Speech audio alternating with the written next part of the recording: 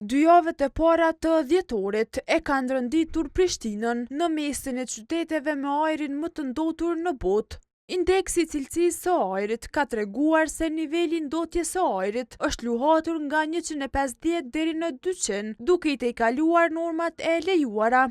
Në këtë përkeqësim të cilësisë së ajrit që rëndom ndodh gjatë stinës së dimrit, njohësi çështjeve të ambientit Besnik Shabiu thotë se ndikimin më të madh e kanë termocentralet, ndërsa shton se më të prekurat janë komunat e Prishtinës, Obiliqit dhe Fushë Kosovës. Prej ndotësve kryesor vendin tonë, normalisht që është termocentralet realisht Kosova A dhe B, që janë edhe burimet kryesore të ngrohjes dhe të energjisë elektrike të njëjtën kohë. Dhe duke pas parasysh që qytetarët në këtë kohë e shpenzojnë më shumë energjinë elektrike, rritet edhe nevoja e një farë forme e punës më të madhe në termocentrale dhe si rezultat i kësaj edhe ndotja rritet.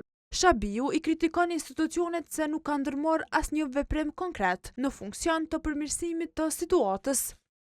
Por kjo nuk do të thotë që edhe komunat e tjera nuk kanë problematika të ndotjes së ajrit, sepse prej faktorëve të tjerë të rëndësishëm të ndotjes së ajrit në vendin tonë, prej burimeve ndotëse shumë të mëdha janë edhe makinat, që në vendin tonë janë parafërsisht rreth 500.000 makina, të cilat regjistrohen secilin vet dhe numri më i madh i tyre janë makina të vjetrura, të cilat bëjnë edhe ndotje jashtëzakonisht të mëdha ku me pasojat e cilësisë jo të mirë së ajrit po përballen qytetarët. Pulmologu Skënder Baca ka paralajmëruar se kjo situatë e përbën njërin prej faktorëve kryesor që ndikon në dëmtimin e sistemit respirator të njerëzit.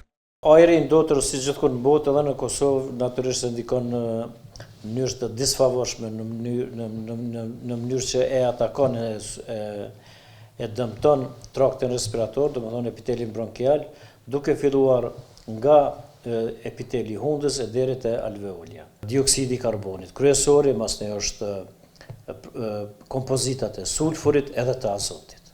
Edhe këto i kemi në ambientin tonë. Mirë po në ambientin tonë ka shumë edhe plumb, si metali rand, i cili hyn nëpërmjet mushkrive, po kalon gjak edhe e dëmton do të thotë mëlçinë edhe organet tjera. Në raportin e progresit të Komisionit Evropian, që është publikuar në nëntor të këtij viti, është shprehur alarmi se cilësia e ajrit në Kosovë nuk ka shënuar përmirësim gjatë vitit të fundit.